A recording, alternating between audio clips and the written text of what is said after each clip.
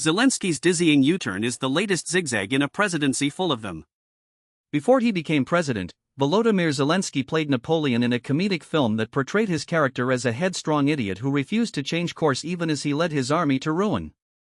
As president, Zelensky has been the opposite of that depiction, flexible to a fault, analysts say.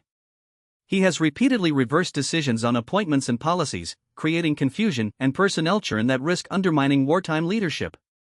In the latest episode, over the past week and a half, Zelensky first sided with a seasoned commanding general in a dispute with the popular, reformist defense minister Mikhailo Fedorov over military strategy and weapons procurement. He dismissed Fedorov last week.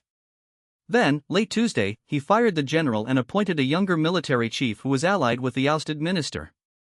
The reversal was not publicly explained beyond a reiteration of commitment to army overhauls. The turmoil has sparked some of the worst domestic political turbulence since Russia's full-scale invasion in 2022. Protesters have taken to the streets angry over Fedorov's dismissal, and Zelensky's about-face has not quelled calls for further demonstrations.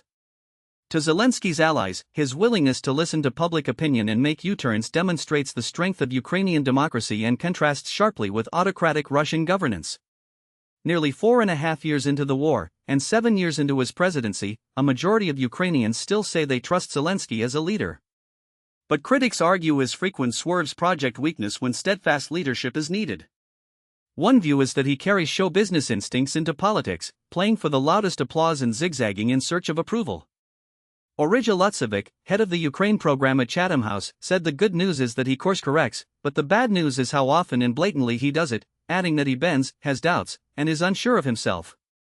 After firing Fedorov, Zelensky offered him other government jobs.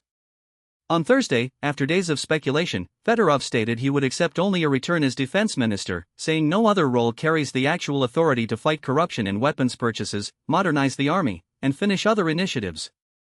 Observers note that the rapid turnover at the top of the defense establishment could complicate coordination with Western allies who rely on stable interlocutors. The episode also highlights the tension between Zelensky's desire to appear responsive to public sentiment and the need for consistent military command. Thanks for listening. This has been the Daily Brief.